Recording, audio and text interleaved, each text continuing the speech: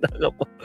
Magbabayad sila ng kaalyado kaso may prinsipyo at inuoperahan nila pati Congress, sabi ni Kabsat Rex TV. Shoutout po mga kabsat na imbag nga rabi. Kakabsat Theodora Gamit. Shoutout kabsat watching from Hong Kong. Yun. Mga alagad ni Xi Jinping. Diyan na rin si Kabsat Sylvia Latore. Mega love shoutout. Mga kabsat na. Especially yung mga kaibigan ni Maestro dito, baka nakalimutan nyo mag-like. Like muna mga kabsat ha. Baka nakalimutan nyo bago natin umpisan yung ating topics, mga mabsat.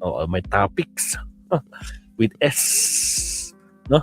Shout out Michael Pangan is in the house. Magandang gabi, Maestro. Shout out din sa iyo, mga kabsat. At maraming salamat sa mga nagla-like, no? So, medyo late na naman tayo, pero kahit paano hahabol tayo, mga kabsat, no? Naging busy kasi nga nagpa-practice kami. May performance kami bukas. Nako, tutugtog na naman si Maestro sa school. Pinaghahandaan tayong tugtugan, mga kabsat. Pero anyway, ito pag-usapan natin, mga kabsat, no? Kaya pala palpak ang kudita ng minority, ha? Naitbulaga sila. Pati si Malutikia, di ba? Kahapon nakita natin. Nag-post siya. The history daw yung nangyari kahapon. First ever Senate President, lady President, female President, female Senate President daw. History daw, sabi ni Malutikiyang DDS na fake news. Tapos after nag-post siya mga alas 5, no? Pagpatak na mga 8:55 or 8, basta baka 8 plus yun, pinalitan niya yung caption. Nalaman niya, hindi pala, it's a prank. Fake news. Atat, no? Wala na, naka-print screen na, di ba? Wala tayong magagawa. Ganyan talaga sila. No? Atat na atat sila.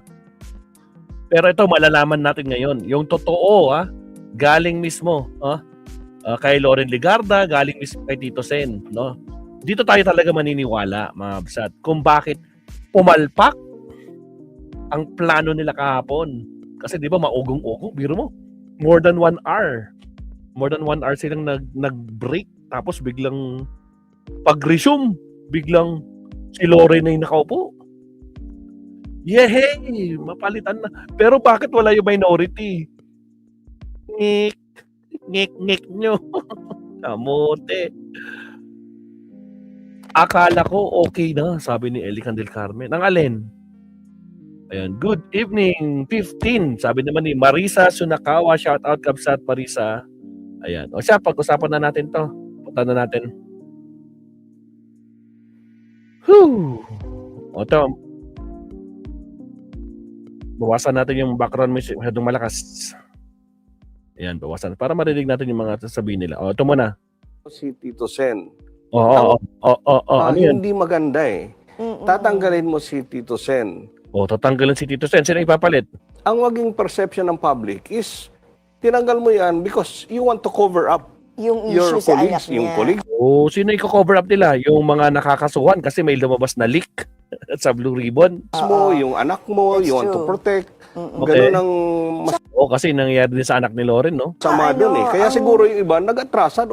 Wait lang, mapapaso tayo dyan. Sasabihin ng mga tao. Kasi may issue, Yun, taong bayan ang huhusga mismo. may current issue rin si Senator Loren. Yes. Hindi mo pwedeng ialis yung issue ng anak niya sa Oo, kanya. tainted eh. So, Yeah. medyo, kaya siguro na-realize ng mga ibang mga senators na initially,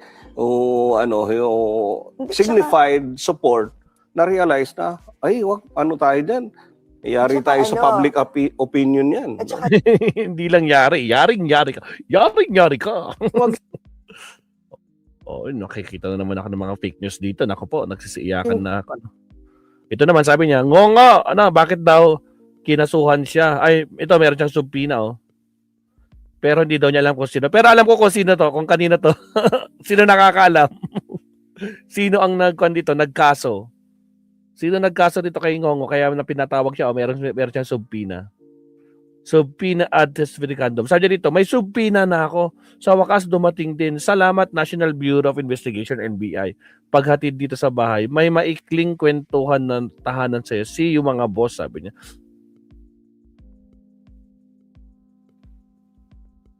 Parang pinilitan niya yung caption niya. Teka lang history. Saan yung history nito? Nagpalit ba ng caption to? May kulang to eh. Meron pa to eh. Meron siyang sinabi eh. Dali Wait lang, patalastas muna ako. Patalastas muna. May sinabi siya eh. May sinabi siya tungkol sa subpoena rin. Don't tell me. Hindi, yun na yun eh. Wait lang tingnan natin Ano to, inedit ba niya? Yung caption din niya? Ba, hindi niya ako Meron siyang sinabi dito eh. Parang nagtataka siya, bakit pinadalan ako ng subpoena? Hindi nakalagay yung pangalan ng mga nagrereklamo sa akin. Kaya nga, kinan ko siya, binoljak ko siya dito eh. Go, deserve mo yan, ngongo, good luck, galingan mo, go. At parang wala. Meron yun eh.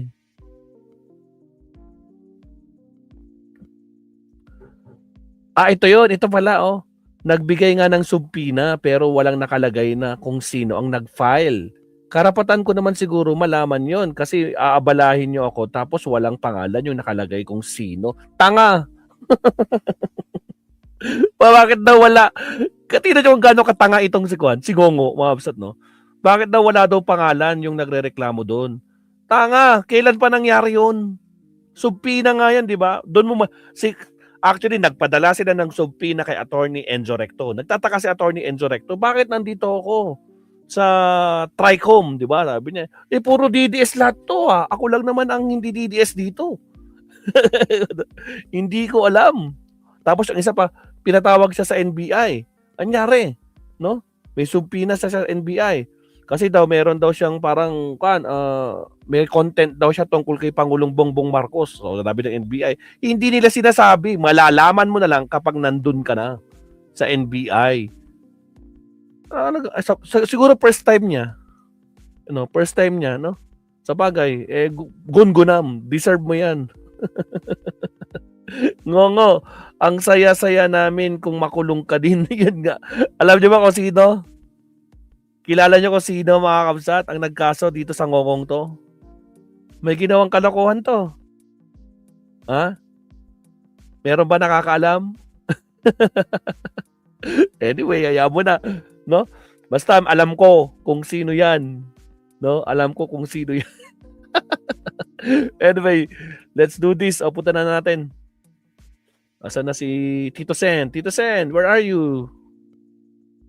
Asan na si Tito Sen? Ay, my goodness.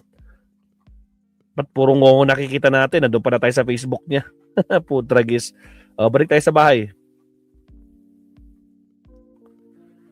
Bulaga sila. Ito. Okay, share na natin. Pakinggan natin si Tito Sen. Medyo lang to Medyo mabilis. Ay, matagal. Bibilisan natin what I mean.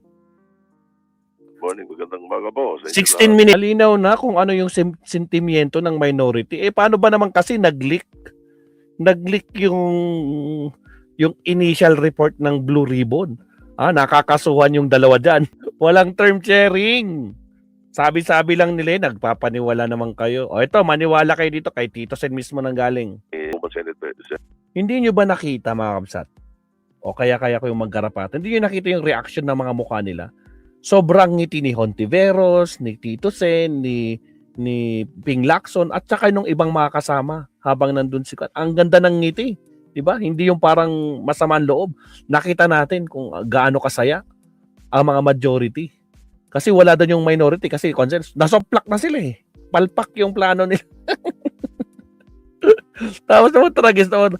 Ito mga garapatag vlogger naman. Nakapaw, nagkaroon ng itbulagaan. Tragis. Nakapaw, ito na bagong Senate President. Tragis. Ngayon, napaya kayo. Diba? Lalo na yung si in denial na si Manu Diquia. No? Na DDS. Tragis. Lako po. So, ito. At least to first hand, kay mismo Tito Sen natin malalaman ng katotohanan. Pasok. presidency. Ang term sharing is yung kay Kwan, di ba? Yung kay Boy 10K noon at kay Gloria ba yun? Kaso hindi yata nangyari, no? Kasi parang ano yan? Nasabik sa kapangyarihan yung isa. Putragis. Ay, wala na. Anong kapalit? Isama nyo dyan si Jinggoy tsaka si Joel. Sa majority para kan ba yun? Anong kapalit? Sige, sagot. Naman, Sabi yung ginawa nila na minority report ni Marcoleta tsaka ni Amy Marcos is just really a piece of paper. My goodness, so plak na naman eh. Sige tuloy. Ano na, malinaw na ba? Ha? Mga garapata, ano, malinaw na sa inyo? Oh, walang term sharing, no? Kay mismo na galing kay Senator Tito Sen. Siya na nagsabi hindi term sharing ang term. Kumbaga parang ang linaw naman ng explanation, di ba? Sinabi nga lang na dahil siya yung yung presiding officer si Loren Legarda kaya pinakon lang siya doon pero hindi porket pinakon niya. Yung mga garapata kasi masyadong kapit na kapit, no? At saka ayun nga, possible din yung isa sa mga sinasabi nung nasa Billionaire News kanina na pinakinggan natin na kakalabanin mo si Tito Sen kasi kung papalit tapos may issue yung anak mo tapos ganon. So ano yun, may cover up na mangyari. Ako hindi pwedeng ganon. Kaya buti na lang mga kabsat, no? Na bulaga talaga sila. Hello! Tragis. Kasi talagang si Manutiki yan, talagang gigil na Gina G. Talagang nauna na.